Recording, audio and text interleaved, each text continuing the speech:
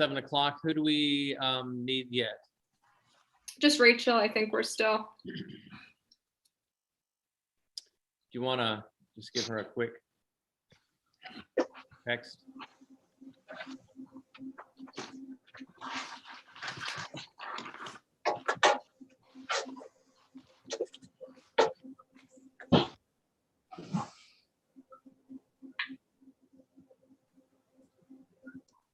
Don't have her number.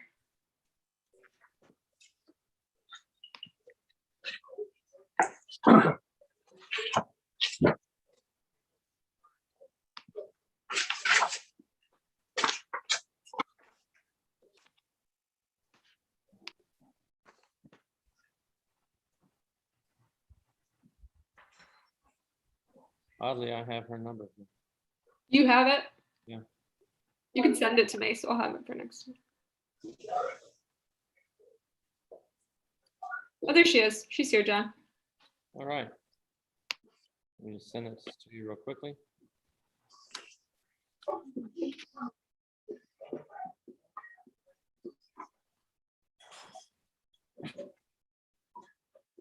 Okay, I just sent that to you. All right. So we have everybody available. Going to ask that those of you who are not participating immediately, if you would please mute your microphones.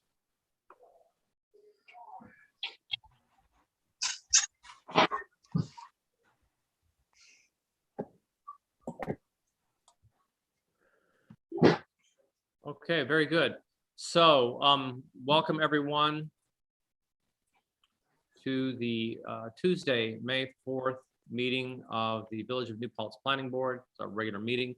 It's live streamed, recorded remotely at 7 p.m. It will be posted on the village website. The meeting's being held via Zoom and live streamed on YouTube, and you may attend the meeting by clicking the link that Alana has sent out. So tonight we have some things that are going on. We have some administrative business which we always go through with the approval of our minutes, updates from the boards.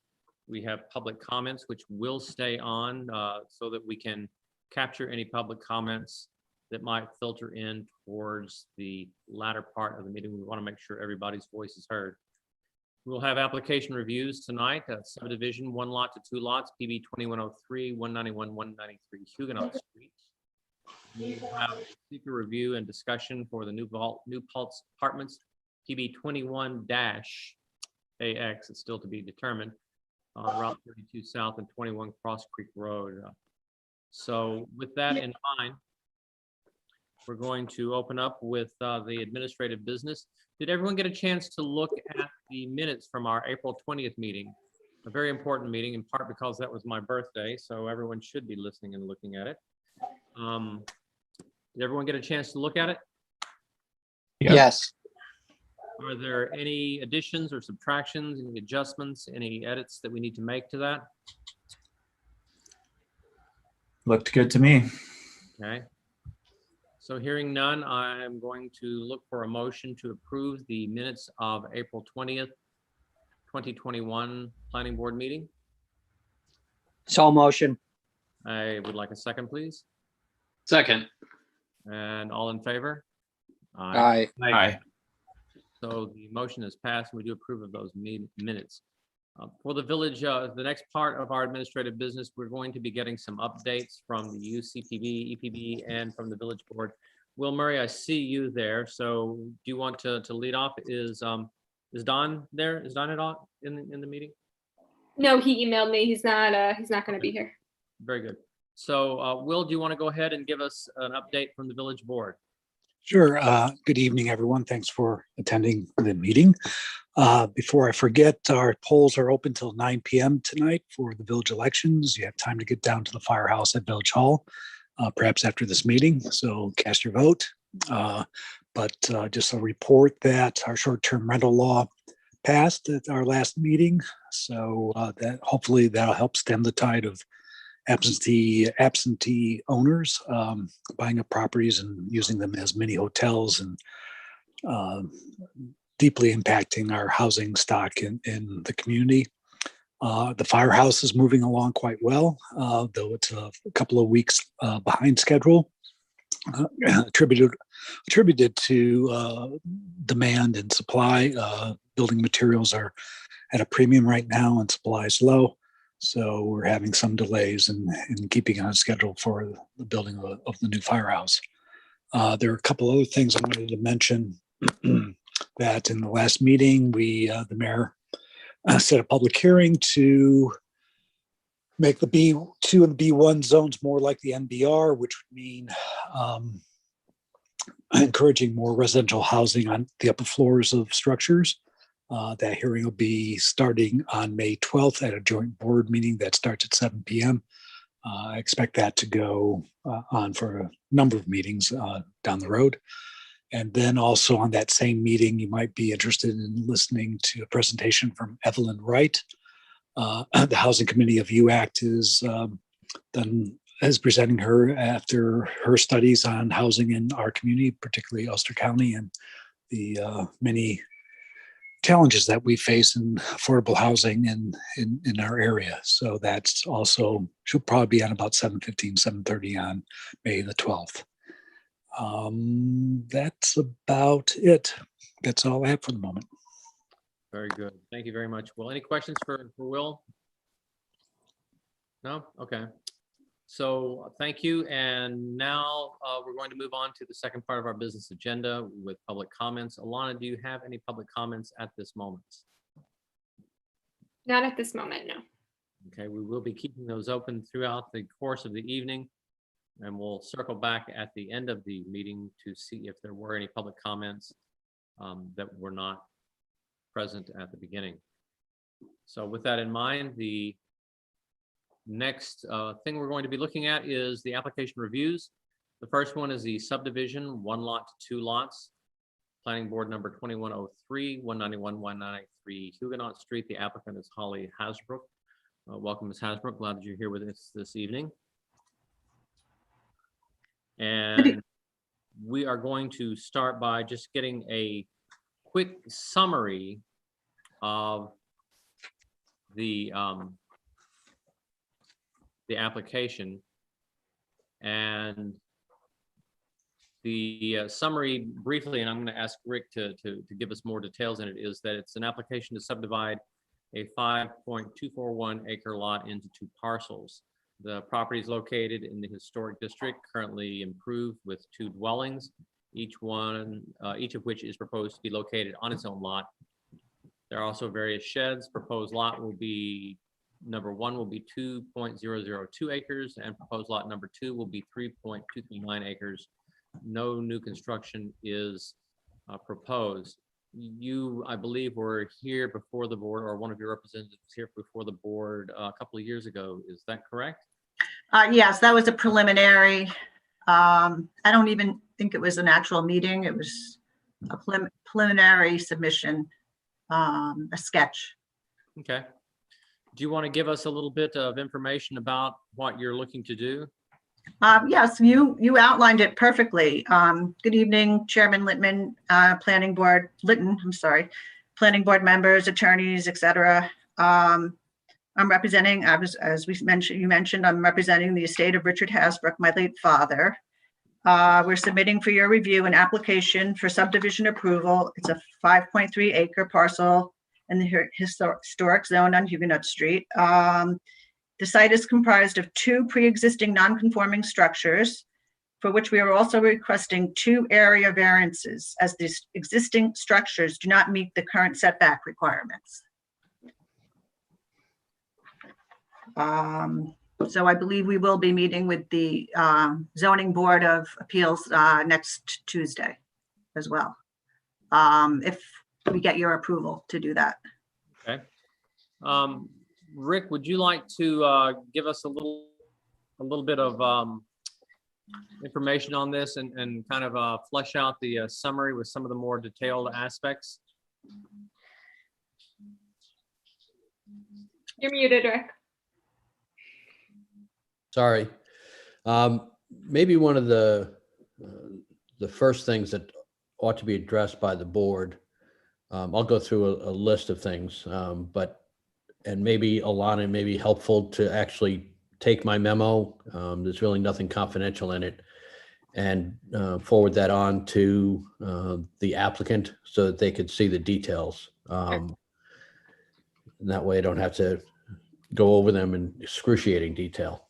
But I think the initial view of this by the planning board, and I think especially before it's referred to the ZBA, is whether or not you think that the proposed lot configuration for these two lots makes any sense.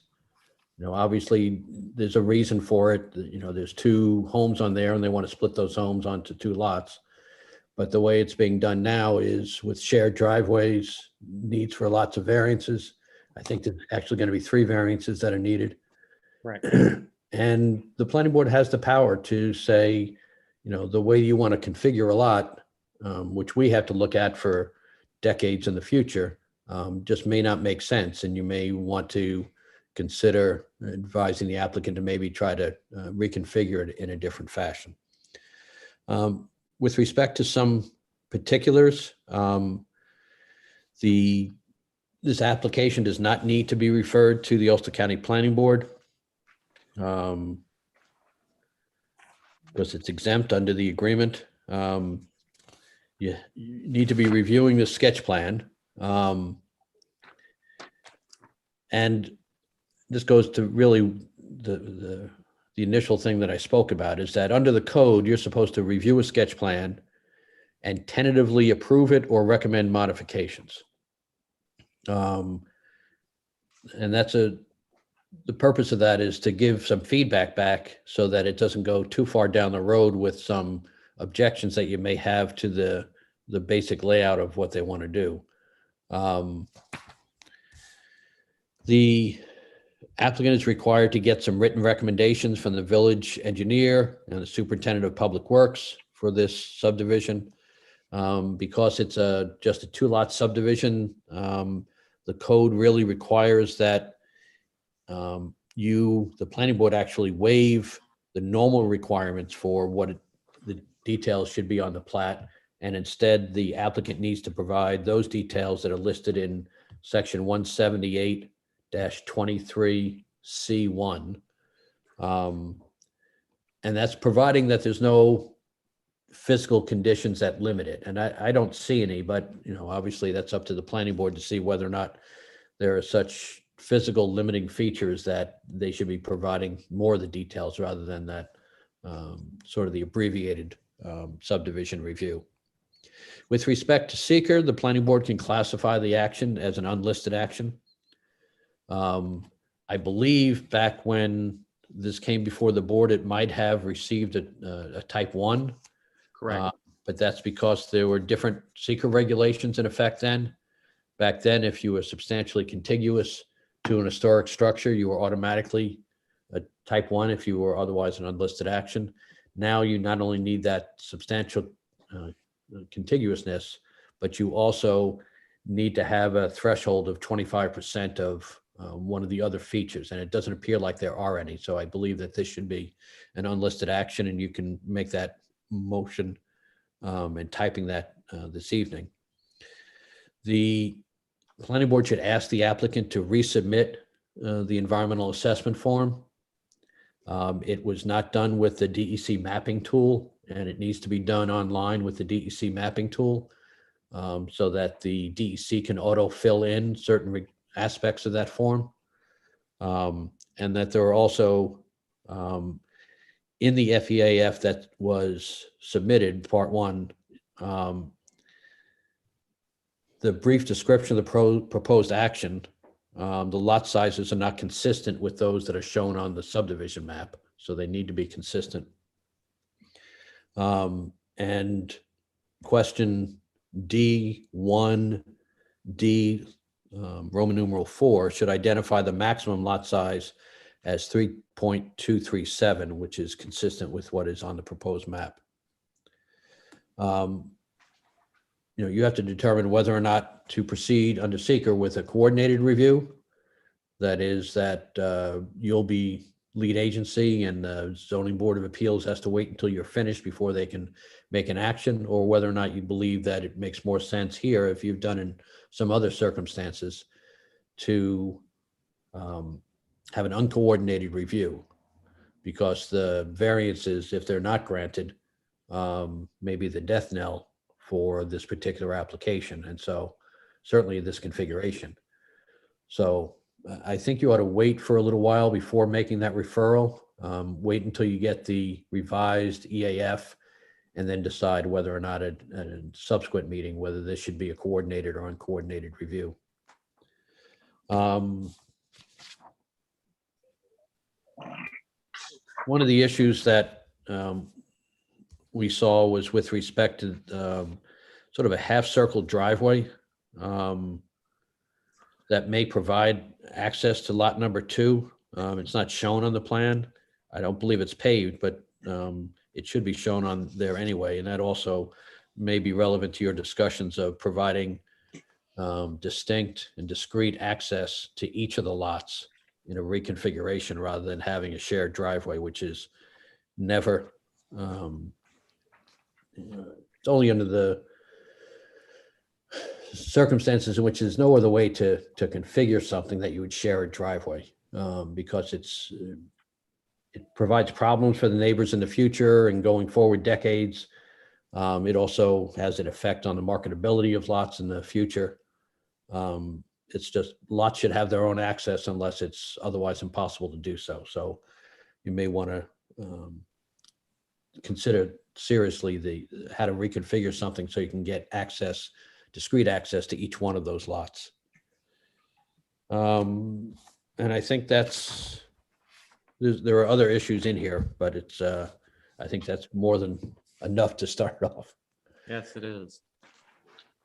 I'm not sure I understand where the third variance is. I understand there's 2, but the building inspector referred to a third variance, which really is a shed, which is a well house. It's, this is an antique structure. That could not be, the well house could not be removed because it actually would be a safety issue if that were to be removed. I don't know if you want me to share my screen and put the pictures up. Let me answer your question first, because the third variance doesn't have to do with those sheds. Oh, what's the third? Well, there's lot 1 requires 2 area variances, a variance of 1.92 feet from the 20-foot side yard setback requirement to allow the dwelling stairs to be located 18.0 feet from the side lot line. And then a second variance of 16.08 feet from the 50-foot front yard setback requirement to allow the dwelling stairs to be located 33.92 feet from the front line. And a third variance is required for lot 1 because the portion of the driveway on lot 1 exceeds 30% of the frontage. And under section 212-43F, residential properties, not including apartment complexes, are permitted to have one driveway which shall not exceed a width of 18 feet and shall not cover more than 30% of the lot frontage. Oh, all right. That was not brought to my attention I know previously. it was in subsequent discussions with Corey. That's why I brought it up tonight. Okay. Okay, so let's go back here and let's begin unpacking this. First off, has everyone from the board been able to look at the plans? I happen to have a paper copy, but were you guys able to look at the plans of the lots? If it would be helpful, I could share my screen. I have the annotated map up here. Why don't you go ahead and do that? Because that's the first thing we need to do, is to look at these and discuss some difficulties that we see. Rick noted the Half Moon driveway. Can you enlarge that a bit, Zach? Oh, yeah. The Half Moon driveway is in the front of the stone house. Okay, that's right here that goes in this direction here, correct? No. That would be right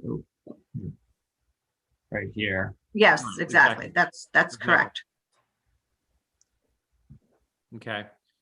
So that was one issue that was discussed. Other areas of discussion relate to the shared driveway as well.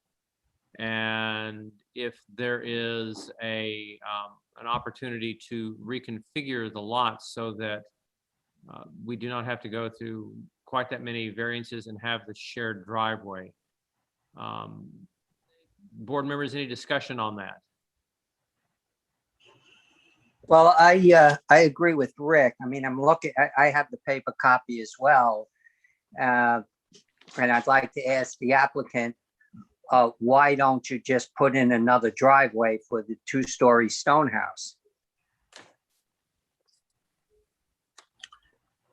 You know, it's not something that was brought to our attention previously, so it wasn't something we thought would be an issue. I'm not, I mean, we do have some very aesthetically pleasing stone walls that are authentically part of the house that would have to be removed to do that. And, we clearly wouldn't want to do that if we didn't have to. This is an antique house. And so there are things that we are trying to work around as much as possible without really changing the character of the house and the, and the visibility from Huguenot Street. Yeah, but listening to Rick, and I'm very, I go past that house every day. And I understand what you're saying, but as Rick pointed out, right now it's okay because both people own the property. But in the future, that single driveway, as Rick pointed out, is not a good idea. And I'm sure, because the stone house isn't that far back from the street, and I'm not trying to give you a hard time, but from a planning board point of view, I think you could, if you only need 18 feet, that stone wall isn't very high. You could make something very attractive, even an arch or whatever, and have a separate driveway going to the stone house. And I think that would take away a lot of the issues that you're running into. And again, you can you keep it in the character. I'm not saying put an asphalt driveway in. You can make something very attractive going to the Hasbrook Historic House. I mean, I work for a title company and I have about a drawer full of driveway easements that, we see them probably just about every day. So it really didn't faze me at all that the driveway easement would be something that would be a problem. But I mean, I guess we could try to look at it. Well, as you're familiar, the variances will go with the property and not with the owner. Mhm. So it kind of goes in perpetuity. And I think one of the things that we're trying to do without any judgment on it is to provide for the possibility that in the future, when we are not on the board, that there may be difficulties that occur as a result of the driveway, the shared nature, the easements, and the sale of perhaps the house that's in the back. The driveway that you have there leads directly to the opening of the garage. Is that correct? The L-shaped. I wish I had a pointer. To which garage are you referring to? To the stone house? The stone Yes, house. Yes, ma'am. correct. Okay. Because my question was going to be if it would be possible to enter into the driveway from the left side of facing the stone house, from the left side of the semicircle driveway, and then perhaps allow the shared driveway to become just the principal driveway of the house in the back. Is that something that would be possible do you think, or is that something that is outside of the capability? Yeah, I don't think we would be in favor of that because, we're trying to keep the properties as separate in a way as possible. And there's also a septic system that would have to be relocated if Okay. we move that driveway. So that would become, another issue. Understandable. Any other board members, do you have anything that you want to weigh in with on that?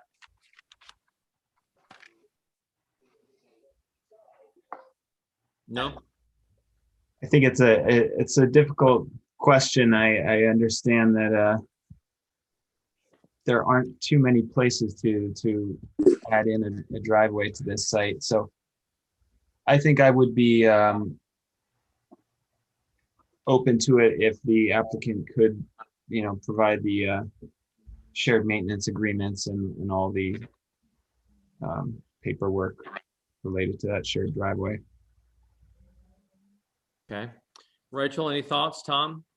I agree. I feel like de facto, nothing is actually changing about the property at all, right? All you're doing is changing the lot line, and everything's sort of it's an abstraction, really. I mean, the people are actually living there. They have a driveway. They're sharing it. It's their family. I would say I wouldn't ask them to do anything. Okay. Okay. Tom, any thoughts from you? Yeah, I mean, I think providing a shared maintenance agreement would go a long way to, making this more acceptable. Okay. Yeah, that would be, I could easily do that. Okay. All right, that kind of gets us through that very first part of it. So then looking at, as we go through this, modifications, I'm getting the sense that we could live without the modifications to it.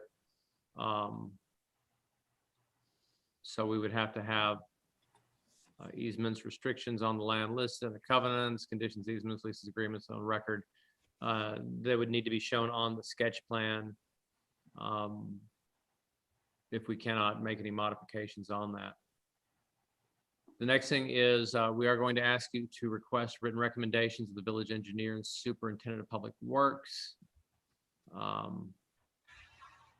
And then we're looking at, let's see, what's the next one? We're waiving the preliminary plat requirements and permit subdivision submission of a plat with details required, provided there are no limiting physical conditions. Rick, would you kind of explain what the limiting physical conditions are? It would be dependent upon whatever the particular site gave. I'm not sure that this has any. It's just, in other words, if it's going to be a larger subdivision, you have to put more things on the plan for details. There's a shortcut for smaller subdivisions, and you would follow this abbreviated requirement in 178-23C1. But that provision says, provided there are no limiting physical conditions. So your guess is as good as mine as to what that means, but it's in there.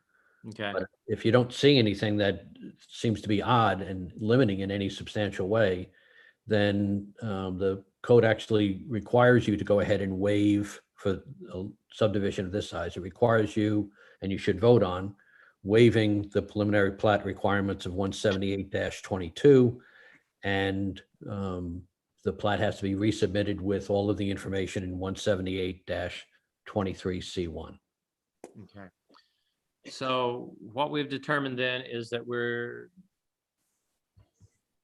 well, I guess we should take a sense of the board in terms of we've got three of our board members who are saying that they don't think that it's reasonable to ask for modifications to the driveway. So what we're going to ask you to do then is to please have and Rick, we're going to send this. I think Rick wants to send you this information that's very detailed. The easements, restrictions on the land listed under covenants, conditions, easements, leases, agreements on record, and that need to be shown on the sketch plan. And it gives it to a particular code that you'll be able to see. Okay. There currently are not any easements other than there was an easement along the driveway when the property was a farm. to access the properties to the, let me see, north, Mhm. but that is no longer, I mean, that we could probably, I mean, I could have that omitted from the title report. And the only other easements are, How did the easement get extinguished? it hasn't been extinguished. It was this used to be a farm. So it's from when these other properties where it says John Schultz, Kate Schultz, James Highland, Julie Highland, Understood. that was where the easement was. It provided access to the farm that was on that, where those properties are now. So, I mean, I can guarantee you it doesn't affect this. And then the only other easements. If you wouldn't mind, please provide copies of those, because I'm going to have to review that and advise the board. Mhm. The And the easements easements that are very old. I don't know if I can actually find copies of it, but I can. At this point, I don't know how much access there is to those documents, but I can certainly provide you more information on that. Well, the code requires certain things beyond there, including easements. So if they're existing easements, they have to be listed. Okay, I do think that they're not really on this property, but I will definitely find out for you. I think they're on the property that was sold off along with the farm. And then the only other easement, there was one that was expired, and then another one is just the highway, the road easement and Central Hudson easement. Okay, so we'll need to get copies of those as best you can to Rick, and he'll advise you on what's necessary. Also, these are the easements that we're talking about that are related to a shared driveway and the agreement that would need to be held for that shared driveway. So that's going to be one of the items that we're going to need. So John, if we could have a motion to waive the preliminary plat requirements of code section 178-22. That's Requiring the applicant to comply instead with 178-23C1. That's the next item here. So what we're going to do as our next point is we're going to need a motion that to waive the preliminary plat requirements of 178-22 and permit submission of a plat with the details required in 178-23C1, as there are no limiting physical condition waivers required for land to be subdivided into not more than 4 lots and contains no new streets if there are no limiting physical conditions such as shallow depth of bedrock or extreme wetness. So I need a motion to waive the preliminary plat requirements, please. So motion. All in favor? Aye. Aye. Aye. Any opposed? So the motion carries for waiving the preliminary plat requirements. So the next thing we're going to do is we're going to look at classifying the application as an unlisted action. So I need a motion to then classify the application under seeker as an unlisted action. So motion. Second, please. Second. All in favor? Aye. Aye. Okay. So we're going to need you then, please, to submit an EAF Part 1 as Rick details in the notes, which will be forwarded to you using the DEC EAF mapping tool. The brief description of proposed action, the proposed lot sizes need to be consistent with those shown on the subdivision map. It should identify the maximum lot size as well. And these notes will all be forwarded on to you. Alana can get these over to you tomorrow probably, or I would guess, Alana, you can arrange a time to do that. Yeah, I'll probably actually just do it after we're done. Okay. And so the next thing we need to do is to look at determining whether to proceed as a coordinated or uncoordinated action. uncoordinated review rather, as the ZBA is an involved agency because there are 3 variances that are required. Is everyone familiar with the difference between the coordinated and the uncoordinated review? Yeah. Yep. Okay. So what we need to do then is, the suggestion is to proceed with an uncoordinated review then. Rick, do we need to go ahead and make an official motion on that? No, it's really the lack of making a motion to be notice of intent to be lead agency. So Got it. Okay. you've indicated on the record, you still want to review your seeker, but when it gets referred to the ZBA, they can also do their own seeker. Correct. Unless they choose to be lead agency, but I doubt that they would do that. Correct. Okay, so we're going to then go forward with an uncoordinated action. And we are going to refer you to the ZBA for the required area variances that we discussed. And just to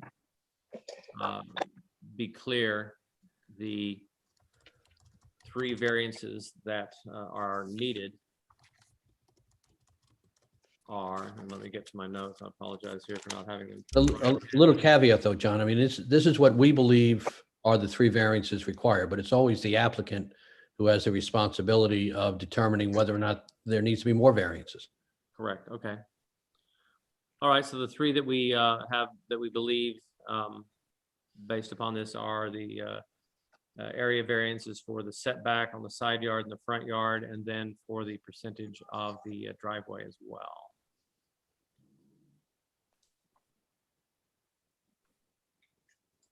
Okay. So with that Alana, in do you make that mind, referral? I'm sorry? I was asking if Alana makes that referral. Yeah, I would. Okay. Okay. So based on that, before we go into the seeker, we're going to have to wait then, and that kind of leads us to the point now where we're going to have to wait until we get the EAF Part 1 back. So we're kind of at a stopping point for the evening, I believe. Anything else from the board that we feel we need to express or discuss? Because it is an unlisted action, we don't have to refer it to the county. We can't hold a public hearing or set a public hearing until the seeker is completed. We reviewed the sketch plan. There has been a seeker completed. Do we have a And that- copy of the EAF Part 1, Alana? We do, but it wasn't done with the DEC mapper. Okay, It was done by our surveyor. I don't know why they didn't use that, but I will bring that to their attention. And there will be notes in there as to some things that need to be changed in that FEAF form. Because they're not consistent with the map. You're talking about the acreage, right? Yes. Yeah, I think there was a change that we made at the end and they probably just didn't coordinate it, but it's a minor difference, but we can correct that. okay. So with that in mind, I guess we are at a point we're going to as we finish waiving the preliminary plat requirements, where we're going to have to wait till we receive that FEAF 1 back. It's modified. And Alana, you'll be able to get her the notes on this issue, on these issues that he had that have been written up. Yes. Very good. Okay. I mean, I think that's the type of thing that can be done fairly quickly. Okay. So Does she need to submit the revised EAF before she goes to the zoning board and come back to the planning board, or can she meet with the zoning board next week? Well, as far as I'm concerned, if she meets the timeframes, she can meet with the ZBA next week, but she should have the revised EAF for the ZBA application as well. Okay. How soon do you think you can get that sent over? Are you talking about two things? The EAF, and then you mentioned, what was the other thing that you mentioned? The EAF is, the full EAF is the primary thing that we need to get back so that we can then send that forward over to I the- think they could probably do it this week. I can't speak for the surveyor, but I'm hoping that they would be able to do it. They've been very responsive, so I'd like to think they could do it quickly. Alana, when does she have to have that in before she can go to the ZBA? Is it Friday? Yeah, that would probably be fine because there's nothing else on their agenda, and she got in the 2 variance applications because we knew that was going to be a possibility. I don't know what we want to do about that 3rd one though. I think you could just amend the application with that. Just amend it and add the 3rd. Yeah. Okay. And that'll help get you moving forward. We won't be keeping you from moving forward and getting this done. I think the other thing that you requested was the driveway easement. Is that something that you would like to see prior to the zoning board? But I mean, I can work on that too, so. Yeah, I don't know if they'll need that at the first meeting, but they might request it. Right. I don't know. Rick can probably speak to that better than I can. Trying to find where. I don't think that would stop you from going to the meeting next week if you didn't have the easement yet. Correct. Okay, Yeah. Alana, that's not the public hearing next week, right? No. They would have to set the public hearing next time if they felt that it was, I guess, ready for a public hearing to be set. Right. Yeah, just wanted to make sure. And for this application, since this is a subdivision, there's a public hearing that's required here, separate and apart from the Right. public hearing for the ZBA, but that cannot be set until seeker is finished with. Correct.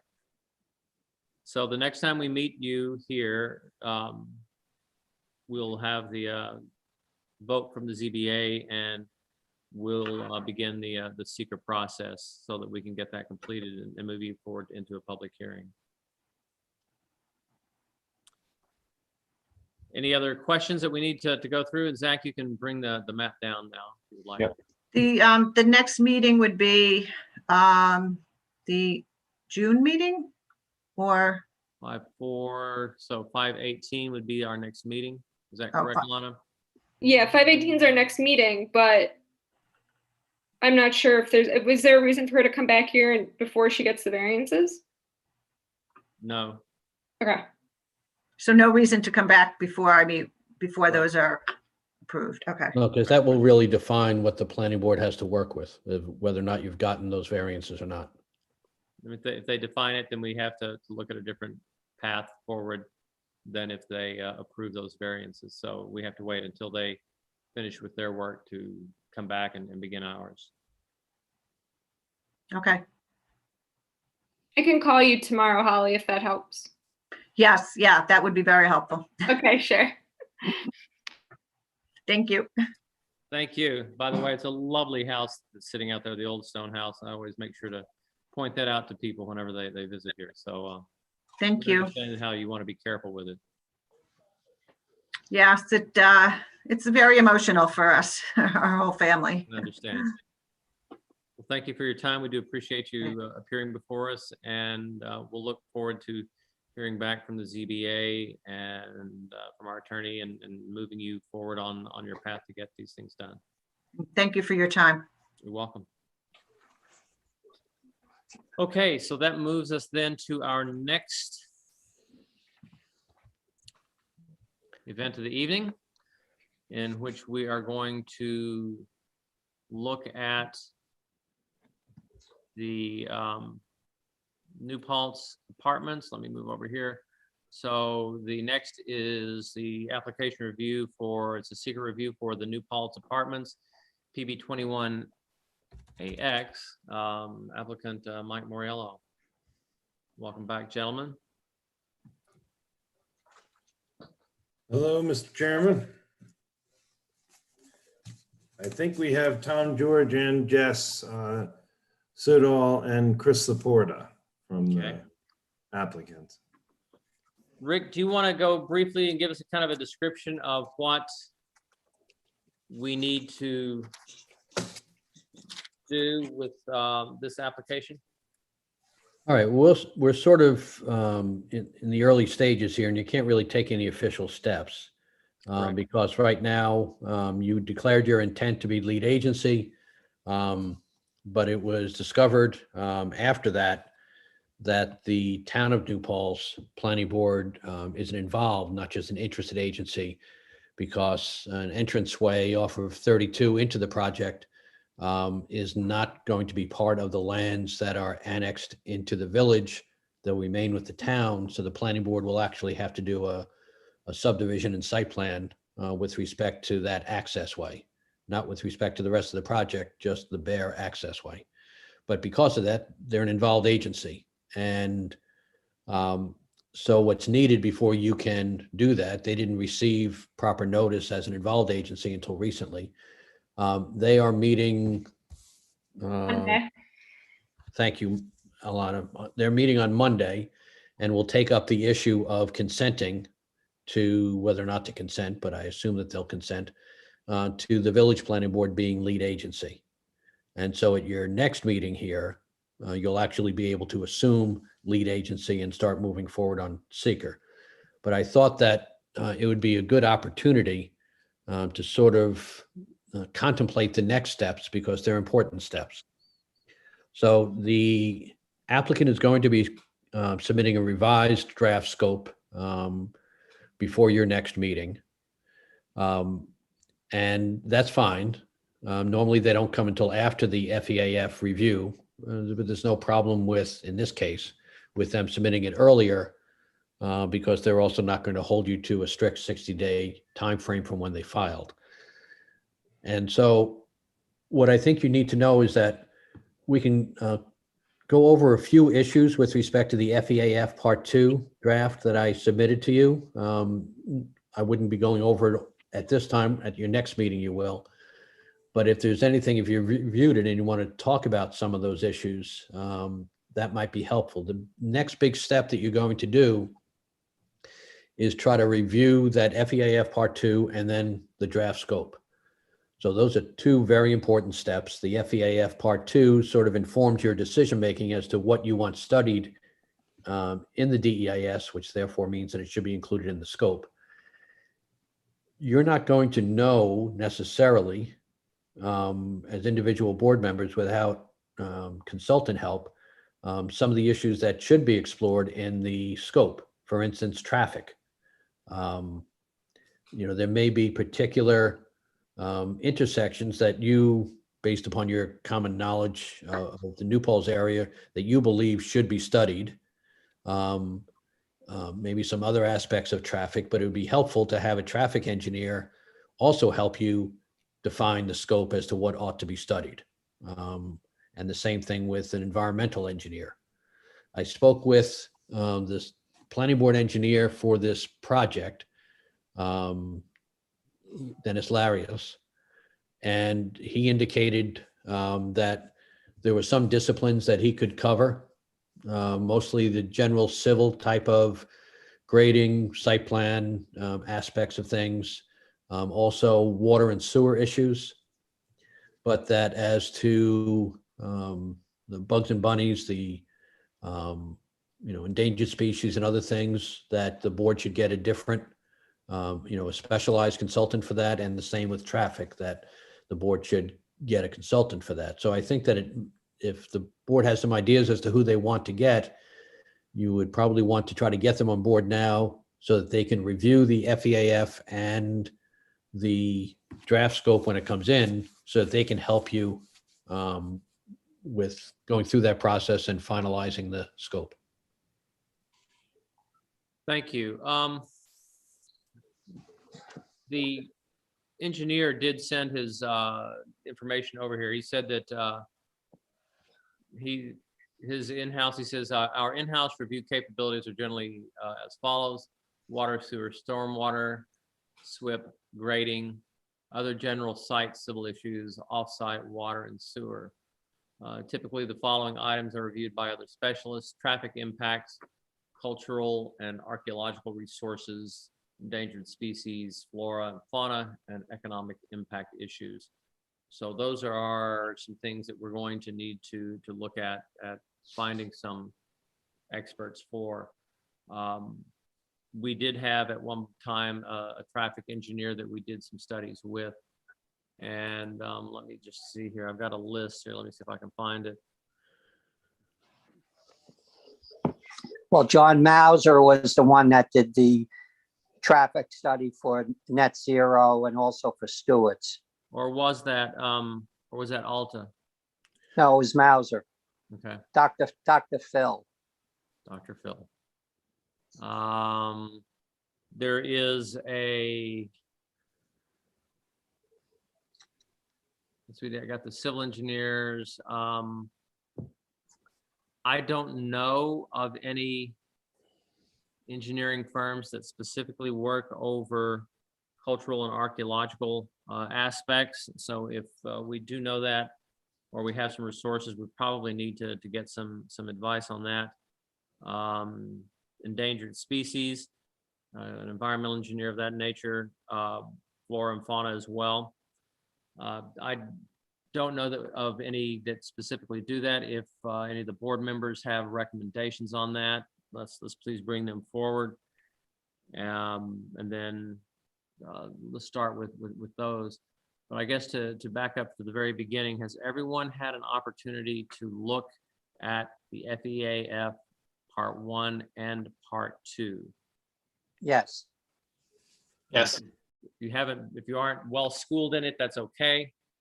No, they're fairly detailed pieces of information that go through bit by bit, and rather than go through it entirely item by item, are there any general aspects of it that we may have some comments on, or need to have some discussion on, some disagreements, some points that may want to be brought up?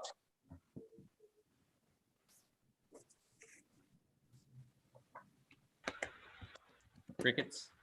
So one of the things that I noticed when I was looking through the Part 1 document was the D2B regarding disturbance of wetlands. And it was marked that there would not disturb wetlands.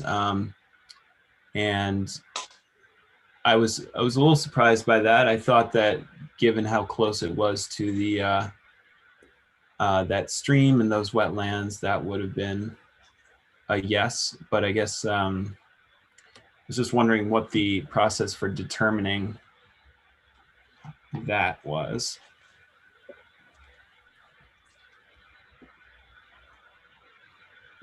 Applicant, you want to give us an idea of why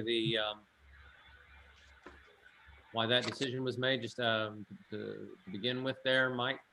John, I can just offer my own take on it, and then I'll let Jess take over. But my understanding, I believe that we made the Army Corps of Engineers an involved agency, because I think that we didn't know if we were going to be disturbing wetlands, and we are close. I think Zach is 100% right, but I'll let Jess answer it as to why it was marked on the EAF, and that can change too if the board wants us to do so. I don't know that we are going to disturb federal wetlands or not, but we're going to talk to Jess. If we do, obviously we would have to mitigate that effect and do a ratio sharing of creating generally twice as much wetlands as you disturb. But I'll let Jess take over.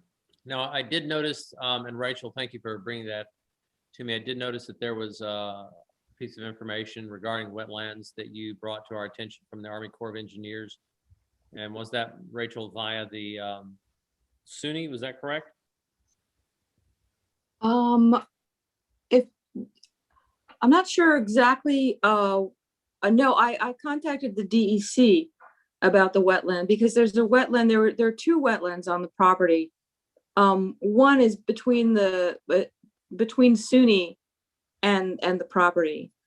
And I'm looking here at my notes, and I had the same thing. I felt like the box should be ticked yes, because especially that the arm that comes out of the top of the development, it extends, right into those wetlands. And if you actually look at the property, it's riddled with small streams. And then, I have pictures of it in 2019. There was actually a beaver impoundment there. And so that whole area around there was actually a pretty big pond. And if you go to look at it, you can see the evidence of this. And then they destroyed the dam, and they put a device in to drain it. So it doesn't show up on I think they used a map. It says from 2020. But I feel like we definitely need to have that looked at independently. That we need to have the wetlands field checked and delineated, and see if that necessitates the reduction or moving of part of the project. I can chime in here. Basically, what we did was a cursory desktop review looking at New York State DEC wetlands, which there's one on the other side of Route 32, which is obviously not part of our site. We also looked at the National Wetland Inventory, or the NWI mapping, which did show wetlands adjacent to our site. Based on those, that mapping, we are not proposing any disturbances. But with that said, we do agree with Rachel. We are performing an actual on-site wetland delineation to accurately locate any potential wetlands, and our surveyors will locate those wetland flags to formalize that process. So based on the mapping that's available to us currently, we don't anticipate having any wetland disturbances, which is why that box is checked no. But as part of the environmental review process, we will be conducting a formal wetland delineation and verifying that. And who are you using? We for also that, left. survey? Oh, sorry, John. Sorry. Just who are you using for that survey? We're going to use Steve George from North Country Ecological Services. Steve has worked before in New Paltz. He did all the wetland mapping and endangered and threatened species on the Wilmerite project too. Very, very thorough professional, writes very good reports too. But I would just offer too a couple of things about what Rachel was mentioning. The beaver pond that she's referencing down by the college, down by the tripping fields, is not on our property. That's college property, and they took out the dam, or someone took out the dam, but it wasn't us. So they use what they call a beaver deceiver down there now, but we did not disturb the beavers at all. That is not in our build portion of the project. As a matter of fact, it backs up to the backside of the Harvest Hill subdivisions to lots 34 and 36. Lot 34 is in the project now, as the board knows. Lot 36 is not. That's still in the subdivision. But there is linkage. Rachel's correct about there is linkage and federal wetlands in that area, but we'll certainly have everything delineated. And just to add to that, Mike, once we perform the delineation, we will submit the delineation report to the United States Army Corps of Engineers. The Army Corps will actually come out and field inspect our delineation. And then what we would ultimately do as part of this process is receive a jurisdictional determination, or JD, from the Army Corps, essentially either agreeing with the boundaries that we have delineated or offering different boundaries based on their field evidence. So, it's not just our consultant, but there will also be verification from the Corps. And your consultant too will probably, you'll have a endangered and threatened species consultant probably, and also wetlands. Sometimes they double as both, like Steve George does. I know the town for many years used Spider Barber, and I think I think they may use Norbert Quenzer now, and some, I don't, I haven't been there since I was representing Mohonk Preserve, but on the gateway, but I think it's, yeah, they'll use a professional similar to that will also take a look at it. Can I go with them? Can I go with the, can I be notified of the appointment and go with the Army Corps or the consultant?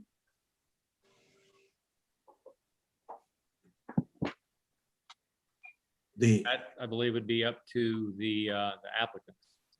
Right, I'm asking him now. Well, Rachel, if you have your own consultant, I mean, the board may have a couple members that want to go out with the consultant. I don't know.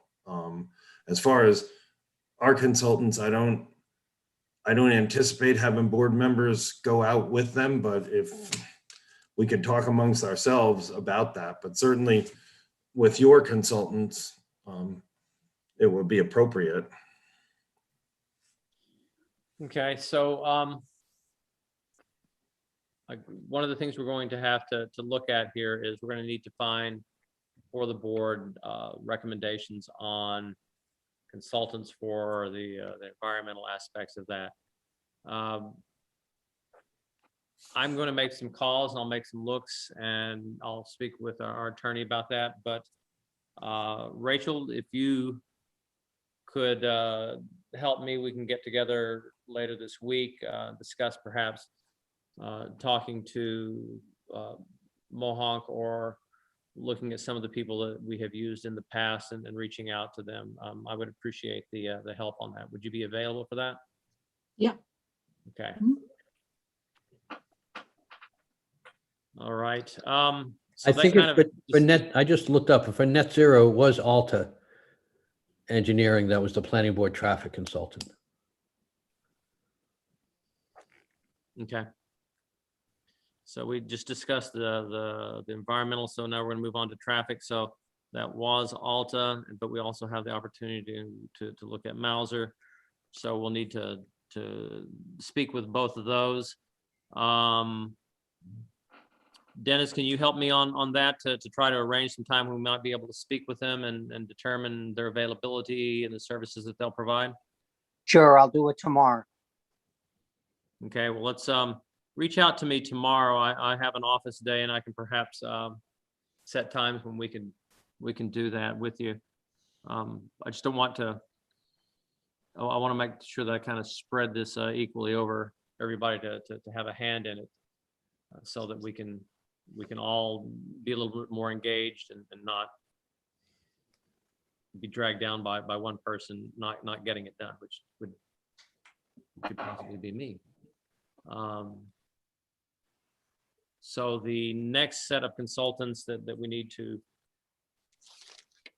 look at, which we discussed, involve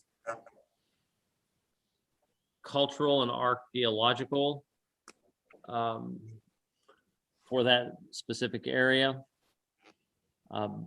That's an area where I really don't have any sort of expertise. Typically, you can search them out, but typically planning boards simply rely upon SHPO and their expertise in reviewing the aspects. You'd have this property, the applicant would be, I guess, signing on to the CRIS system and inputting and asking for a letter from SHPO, and then SHPO looks at it and provides a letter. Either that some more study needs to be done, or they don't believe there's any problem with archaeological issues. Yeah, Rick, you're 100% correct. We would be conducting that study, submitting all of our documentation to SHPO, and then they'll either give us a letter that requires additional research or a letter of no impact. So we plan on pursuing that route. Okay.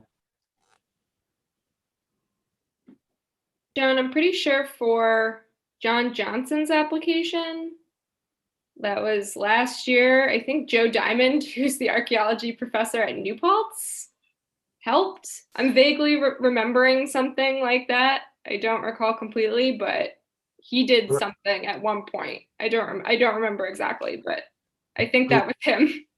Alana, we hired Joe Diamond for the phase one. He's Oh, okay. I've worked with him on many projects. He's going to do the phase one. He is not going to do the phase two. And I think the reason for that is because he's a professor at the college and we're right next to the college. And his feeling was, to me, he said, look, I can do the phase one because it's objective criteria. I'm going to look at the maps and the documentation and the historic, archives, and I'll put my phase one report together, but it's totally objective. He said, I don't want to, wade into the phase 1B, which is the shovel testing, which will occur on the site. He said, I think we should hire a different outfit for that. So that's what we will probably do, is have Joe do the phase 1A and then hire who he suggests for the phase 1B. Gotcha.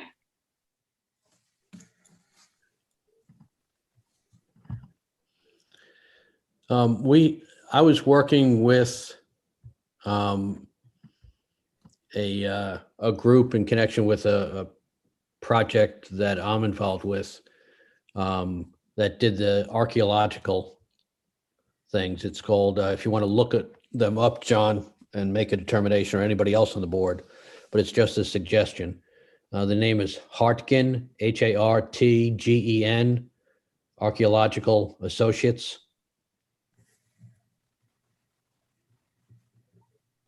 They're in Rensselaer. If you want the telephone number, I can give you the telephone number or the email address.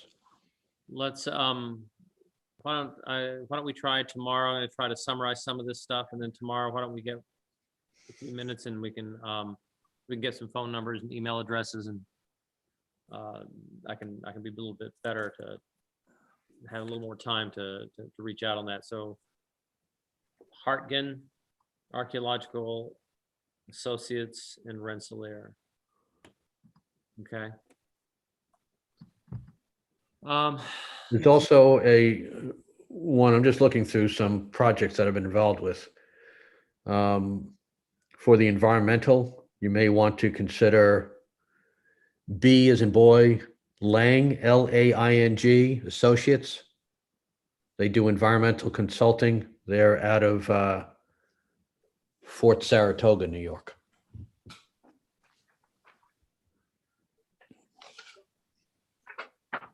They're qualified to do endangered species, things like that. Okay. They also may be able to do wetlands. I don't know.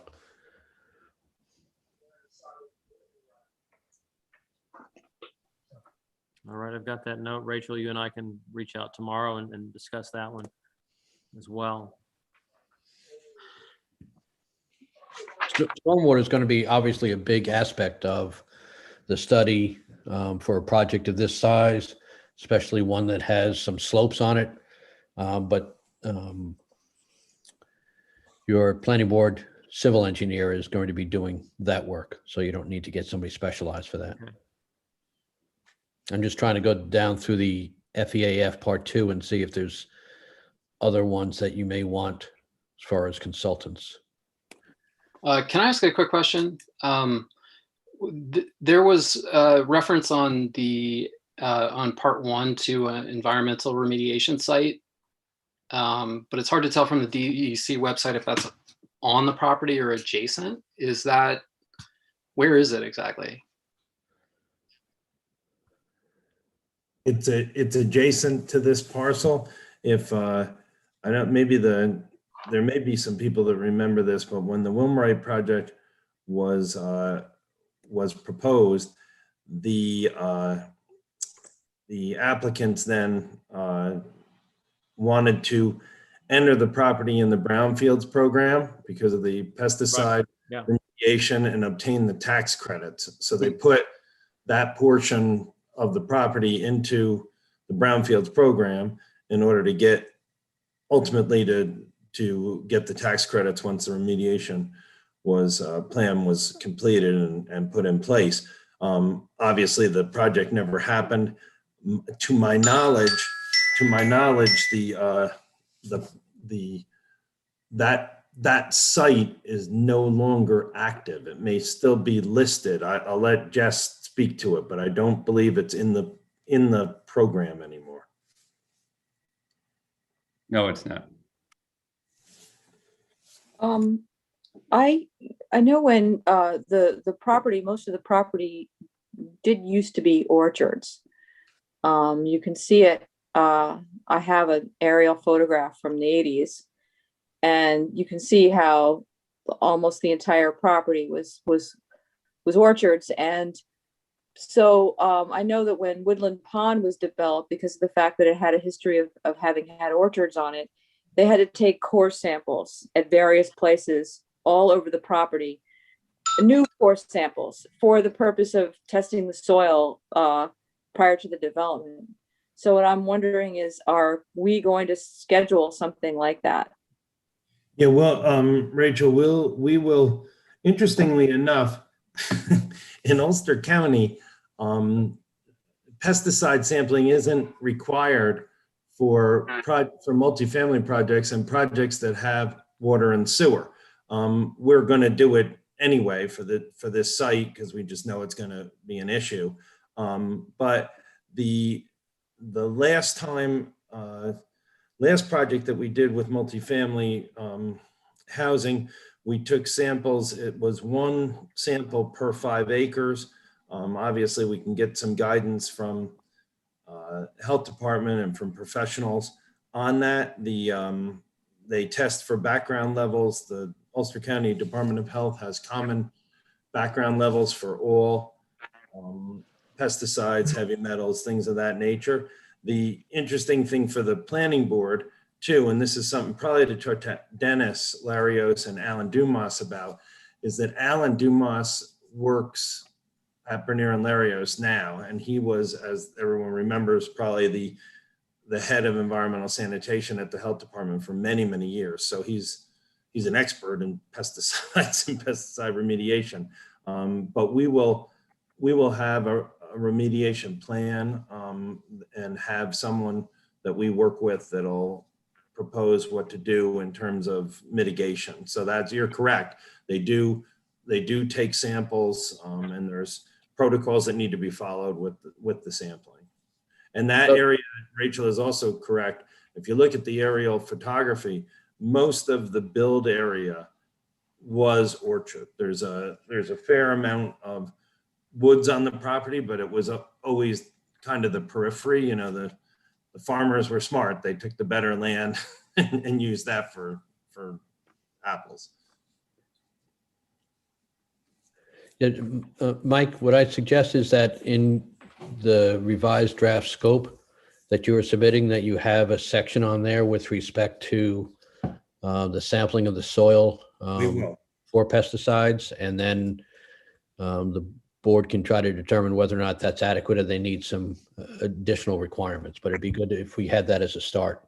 Yeah, that not a problem. We can certainly do that. I'd also be more comfortable with having some sort of an agreement about the further use of pesticides on the property once it's developed.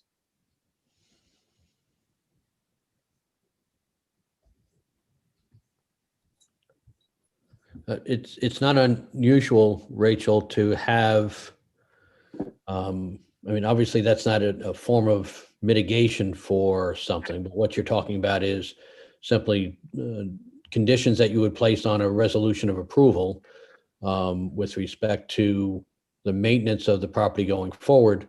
And many times planning boards want certain types of requirements dealing with what types of pesticides, if any, can be used on the property. So that can be done at a later date.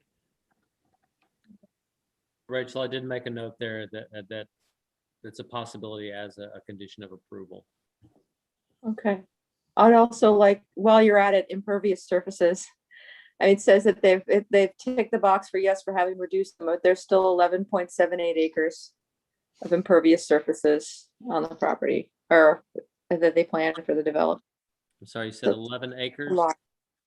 Yeah, 11.78 acres is what it says that they are retaining of impervious surfaces that they're going to create with the development.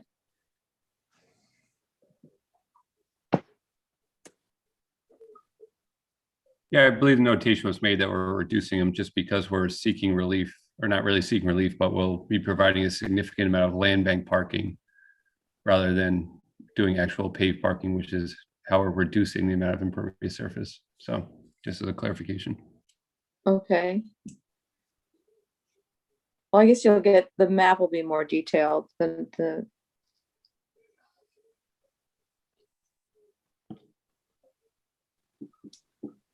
What map? The subsequent maps will have be more detailed in terms of, what types of surfaces are where and what types of materials you're using. Yes, and they're going to provide stormwater analysis of all those issues that impact on impervious surfaces, and you'll have your planning board engineer who will review those and issue his own report to the planning board. Is that the civil engineer that would be assessing that? Yes. Okay. Like, drainage and flooding? Yes, drainage, flooding, stormwater, that will all be done by Larios. Larios will also be addressing the wastewater issues, which we've discussed before. And water. Got it. And water issues, exactly.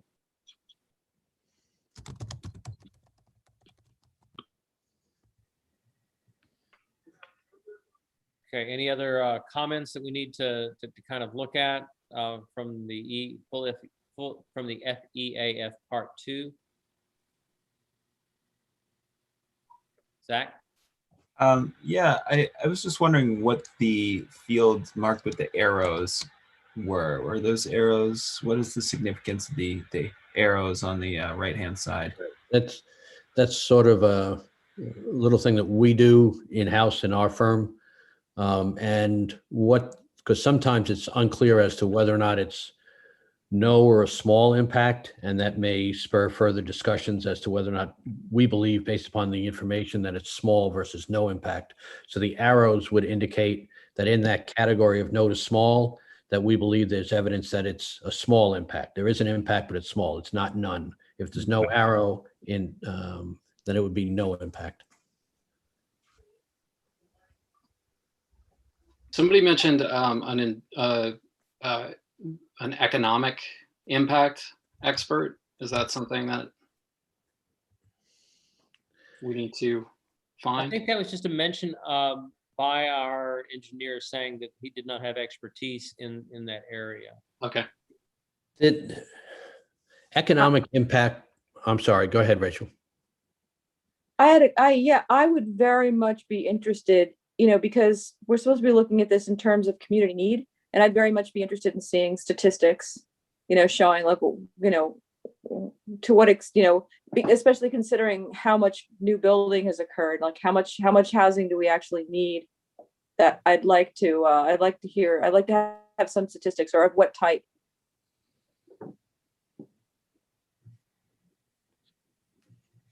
What percentage of growth does this development constitute? Just in relation to the rest of the village, to the rest of the town. Well, these are the good things that you can ask for in the scope, and then have the applicant study, and then you can decide whether or not you need someone to assist you in analyzing that, the reports that would come from the applicant. And certainly they're required as part of their draft scope to address the growth inducing aspects of this project. It's not just this particular project, but because of this project and 250 units or 40 units, what is that going to spur? What other type of restaurant use? What type of, I don't know, there's lots of demands that would happen as a consequence of a large development going in like this. And they're required to address that under seeker, and I'm sure they will. But in the draft scope they should be proposing that some specific aspects of growth inducing aspects And if you want to supplement those before they go off on their way to prepare the DEIS, that's what you do as far as finalizing the draft, is that if you want certain other things studied in that area, then you can require that as long as it's reasonable. The purely economic impacts, I just want to sort of focus on that for a second. And that's separate. I'm talking about something separate and apart from growth inducing aspects, which is clearly environmental. But the economic impacts of any project. What Seeker says, despite some earlier aspects in language, the courts have defined and the DEC agrees that the economic impacts are really, you can't deny it because it may have some bad economic impacts because they're not considered to be environmental.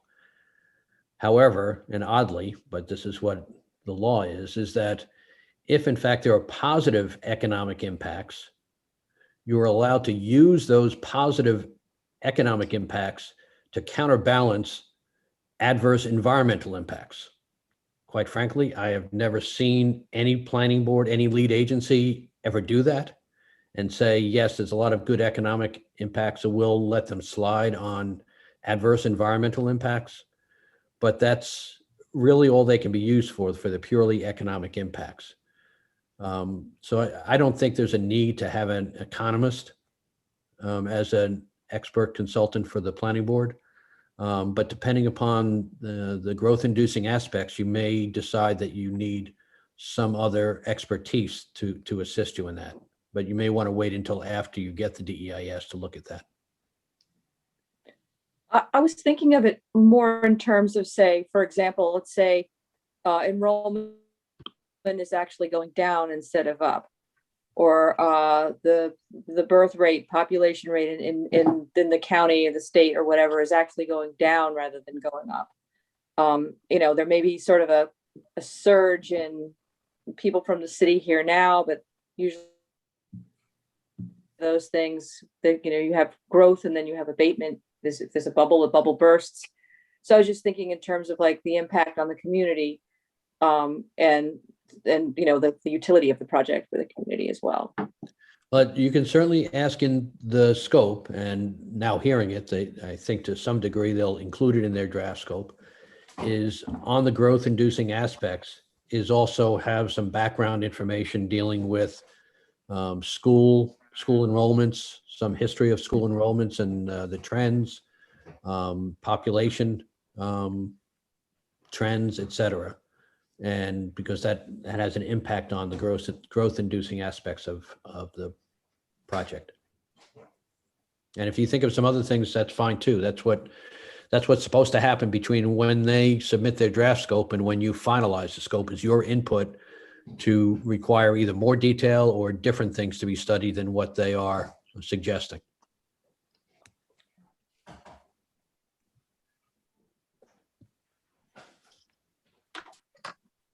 Anyone else have any comments that they want to provide at the moment? Okay, well, it looks like we have quite a bit of general information, and I'm going to depend upon Alana to kind of help summarize this and encapsulate this so that we can have a little bit of a way to look at going through this based upon our discussion this evening. So really what we're going to look at next is for us to determine if we can find some expertise outside of our own expertise in terms of environmental engineering, survey.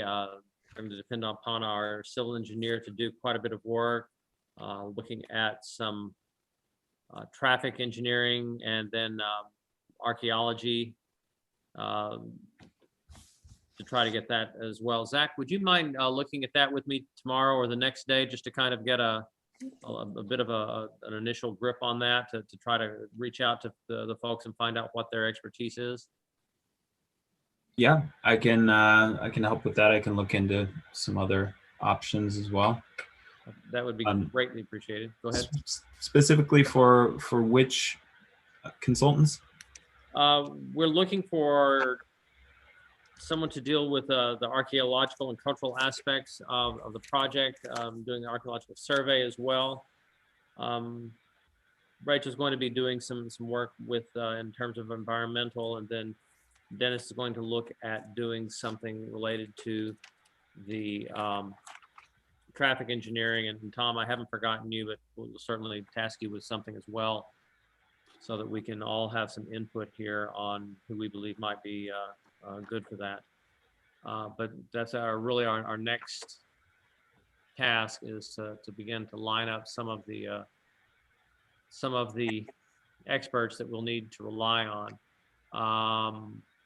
And again, if we can, it sounds like everyone, based upon the conversation we've had, has gone through the FEAF Part 2. Thank you very much for doing that. Let's study it a little bit more so that we can have some more written questions for the I put the applicant. water in, hon. I've got another quick question, if Yeah. that's all right. On the FEAF Part 2, there was a good amount of yes checks in the section about, this development does not conform to the character of the neighborhood, the existing neighborhood, and its impacts on the view and the aesthetics. Is that how does that get addressed in the draft scope? That can certainly be part of the scope, and if indeed that is an impact that we want to consider, we can address that, even going so far as to make those points that need to be considered before approval, and putting conditions on approval. I guess we need to look at where that view and who would be impacted by that view, which will all be part of the some of the engineering and some of the drawings that we have. I would think also that just with respect to the visual aspect of that, is that the applicant, I assume, is going to be providing in its scope and in the DEIS some visual impact study of different vantage points looking at this project and seeing the visual impact of it, so that you can then, and they can propose some mitigations, and you can look at those and add others if you want in order to mitigate that visual impact.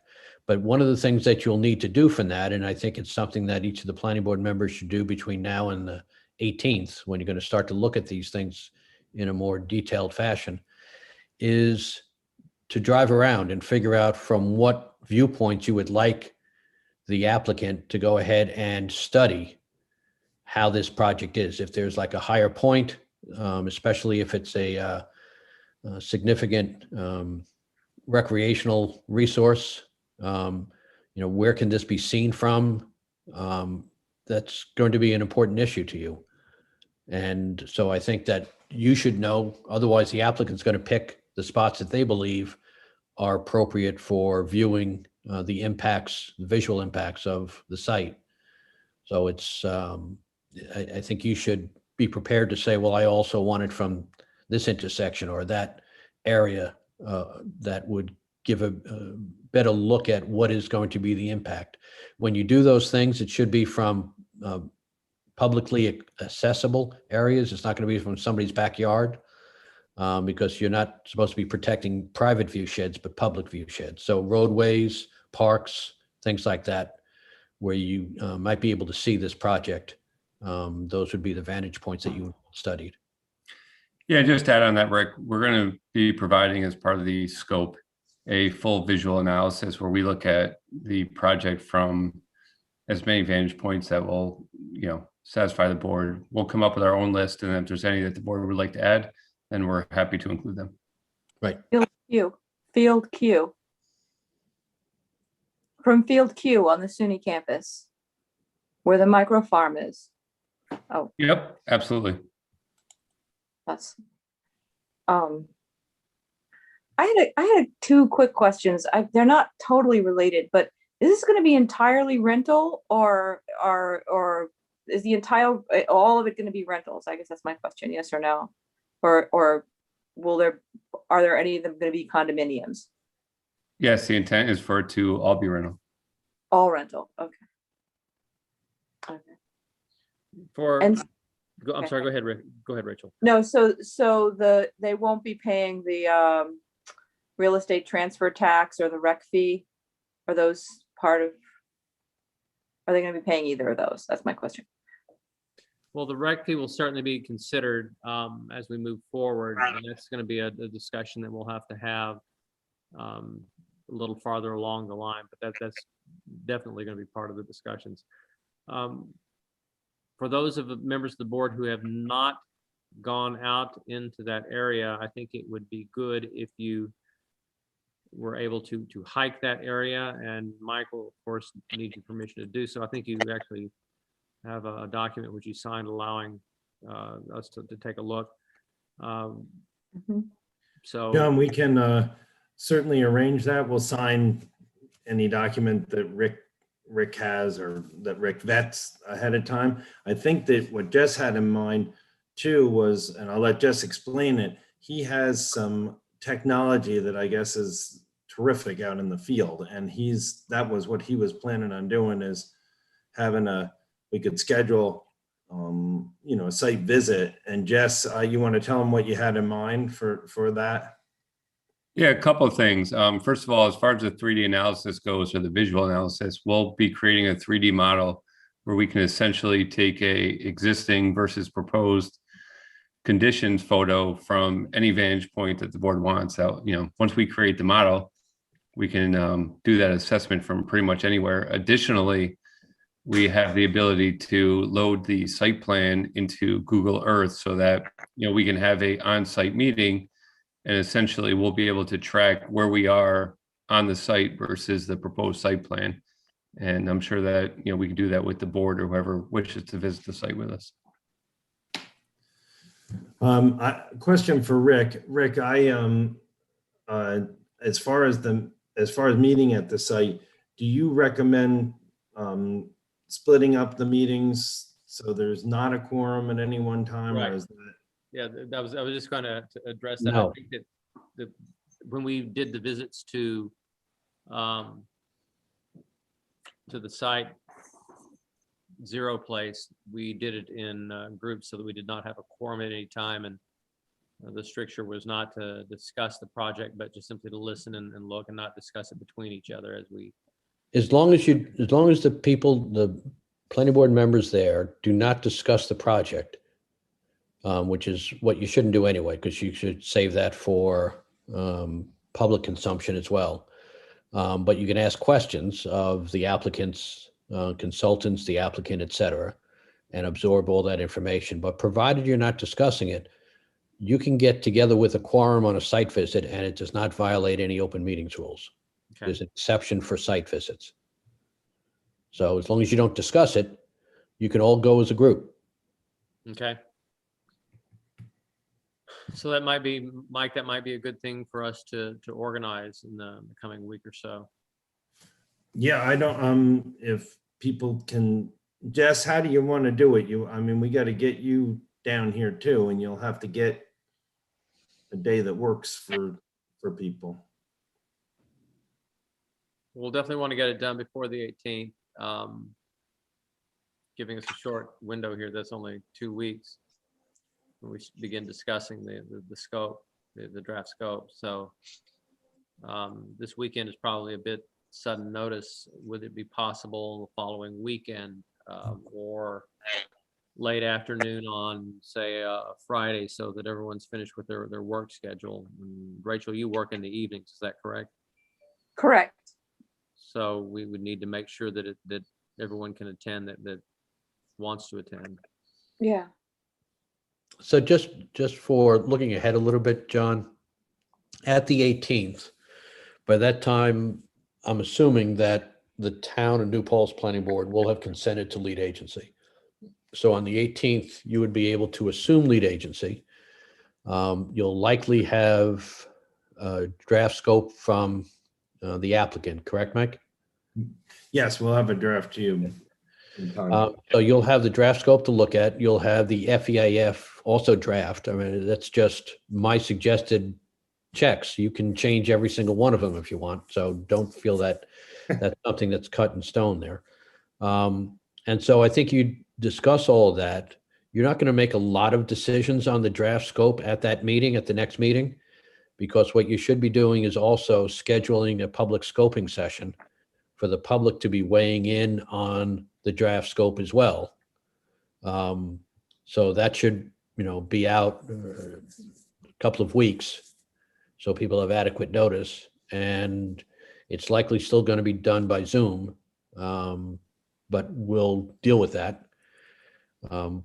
And it's, after those comments, that's when things get very serious with respect to trying to finalize language in the draft scope. Okay. So that does give us then a little bit of leeway. So let's try to get a date when we can be out there. If Mike, if you can get a schedule when you can bring all the parties in from your group, given that they have to drive from Rochester down, and then we can try to coordinate that. And if you'll run that through Alana, please, so that she can get that out to the members of the board, then we can look at a time when we can all go out and do the site visit. Yes, this is Chris Laporta with Passero. I could be pretty flexible to any date that will work for everybody. I live down here in the Hudson Valley, so it might make it simpler than having Jess drive all the way down from Rochester. Okay, that's entirely up to your team. But this weekend, I would say no. But I would look at something beginning next week, from Monday on. And board members, if you have any restrictions on timing and schedules, please get those over to Alana and she can share them with me, and we can try to set up a time that we can all go. Rachel, it's Michael. What time do you start work at night? 11 p.m. Oh, okay. All right. So we could do a late afternoon or something. Yes. Okay. Yes. I had a really quick question. I'm sorry I didn't bring this up early, but in the you have the Ulster County Planning Board that they've shown interest in the application, and they've scheduled a gateway meeting with the applicant and the village and town officials, and they gave some preliminary comments. And I would like to see those, or Sure. I'd like Yeah. those part of. And I feel like once we're lead agency, we would be included in a dialogue like that. I'm curious as to what happened. The Ulster County Planning Board periodically will schedule a gateway meeting, and the design of the meeting is to give a general overview of the project, to give some general questions to the applicant, get some feedback that from traffic and different aspects of it, architecture and the like. But there are no decisions made at that time. It's just their inquiry, and we will want to include them because they have been very interested in the project. But those initial meetings are just that. They're just initial, very general meetings that they have, and they ask not terribly detailed questions. That they leave that for us, because that's our domain. So that's generally how that comes off. It's not a decision-making process by any means. And I'm sorry, John. I'm gonna say they do provide some guidance. For instance, with some of the other projects, they've given guidance on distance, curb distance, what they would like to see in terms of plantings and things of that nature. So, and Rick, go ahead. I'm just going to say, surprisingly, this project is not required to be referred to the Ulster County Planning Board. It's exempt under the agreement between Ulster County Planning Board and the village. However, they are interested in this project and have already expressed interest by instigating the gateway meeting that was held virtually. But what I suggest is that you refer to them anyway, even though you're not required to, And I think that they will take that seriously. I think that they will give a traditional GML 239 N report on this, as it's a subdivision. And they'll give detailed comments as to things that they either like or don't like. And there may be some mandatory requirements that they put forward. But that's my suggestion, is that the board would, once they assume lead agency, and that said, it's not tied to lead agency, but I think it's a good time that you would then also refer the matter to the Ulster County Planning Board for their review. Well, it said that they had made preliminary comments, so I just wanted to read them. Okay, we can certainly get those to you. Alana, do you have the summary of those, or Richard, do you have? I don't know if I ever got them either. I know that meeting was held and I remember hearing about it, but I can't recall if I actually got. We don't, I can speak for the applicant. We do not have any written comments from Dennis Doyle or the Ulster County Planning Board. Customarily, they don't send out written comments. We have gateway meetings with them all the time, usually on larger projects. It was kind of the brainchild of Dennis a long time ago to have these meetings early so the developer could understand where the county was coming from their kind of regional perspective on things.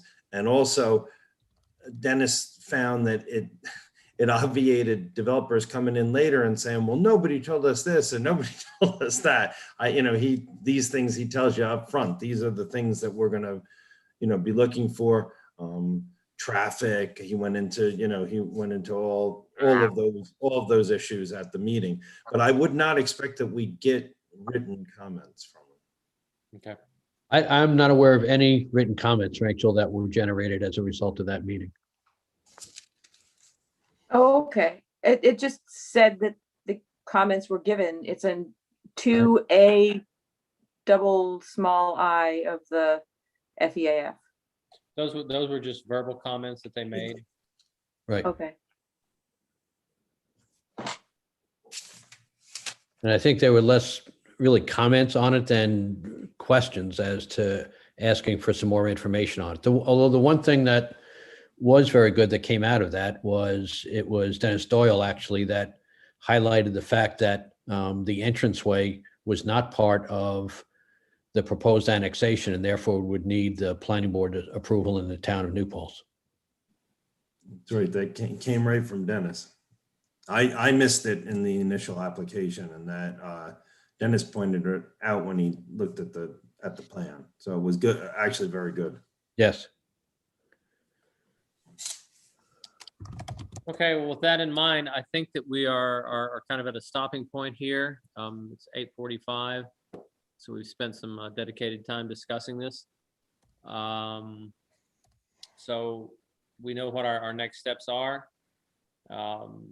We've got some tasks that we need to work on that I will hope to communicate with you guys tomorrow so that we can begin those and start to assemble a team of experts and references that we can use. Again, please look at the FEAF, the full part 1 and part 2, just to make sure that you're aware of the items on there. And as you look at it the second time, And that may, looking at it, in a sense, the FEAF parts 1 and 2 are not critical. They usually are critical in trying to make a determination of whether or not it's going to be a positive declaration or not. This is clearly going to be a positive declaration. The applicant acknowledges such because he's already preparing the scope for the DEIS. So in that sense, it's not that important because regardless of what you go through or what you change or don't change, it's still going to end up in the same determination of significance, and that's a positive declaration. What I think is important as you go through it is that it may give you some ideas as to what you want studied in the DEIS and therefore included in the scope.